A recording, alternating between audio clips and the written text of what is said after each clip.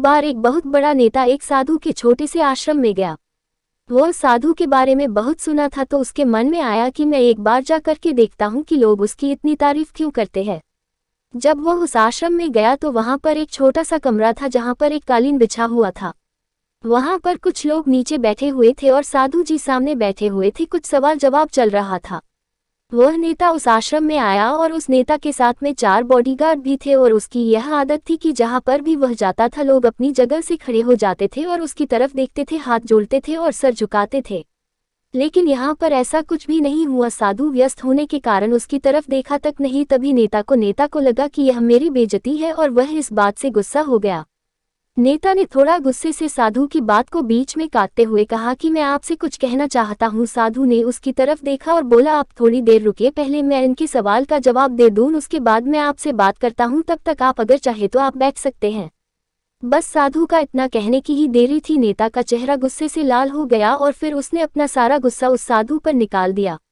अभी तक वह नेता बहुत तमीज से आप कह करके बात कर रहा था, लेकिन अब वह तू तड़ाक पर उतर आया। नेता ने उस साधु को कहा, तुझे पता भी है मैं कौन हूँ और तू किससे बात कर रहा है?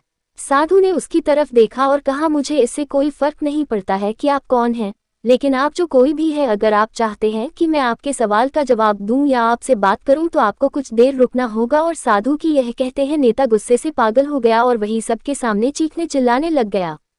अब मैं तुझे तेरी असली औकात दिखाऊंगा। तूने मुझसे पंगा ले करके ठीक नहीं किया, तुझे पता भी है मैं तेरे बारे में क्या सोचता हूँ। साधु ने फिर से नेता की तरफ देखा और बड़े ही प्रेम से कहा कि मुझे इससे कोई फर्क नहीं पड़ता कि आप मेरे बारे में क्या सोचते हैं, आप जो चाहे वह मेरे बारे में सोच सकते हैं। फिर नेता ने उससे कहा कि तू चाहे सुनना चाहता है या नहीं, लेकिन मैं तुझे यही सबके सामने बताऊंगा कि मैं तेरे बारे में क्या सोचता हूँ।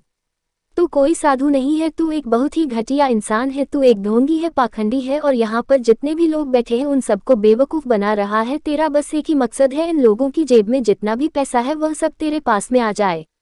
तू अपने फ़ायदे के लिए इन लोगों का इस्तेमाल कर रहा है और अब मैं तुझे नहीं छोड़ने वाला हूँ। पूरी दुनिया के सामने तेरा पर्दाफाश करके रहूँगा। लेकिन उसके इतना बोलने के बाद भी हल्की सी मुस्कान उस साधु के चेहरे पर बनी ही रही।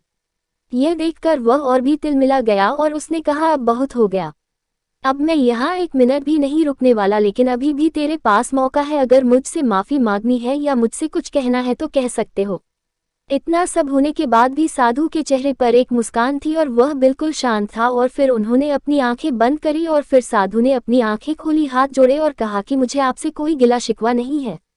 आपके लिए मेरे मन में कोई भी गलत ख्याल नहीं है। जो भी मेरे बारे में आपने कहा वह आपकी अपनी सोच थी, तो मुझे आप में कोई भी बुराई नजर नहीं आती है। मुझे आप बहुत ही भले इंसान लग रहे हैं। और साधु के इतना कहते ही नेताजी का दिमाग 7वें आसमान पर पहुंच गया। उसके चेहरे पर एक अजीब सी खुशी थी, क्योंकि उस साधु ने वही कहा जो बाकी सब लोग उस नेता को कहते हैं। और वह खुशी खुशी उस आश्रम से अपने घर की तरफ चला गया और जाकर के अपने पिताजी के साथ में बैठ गया।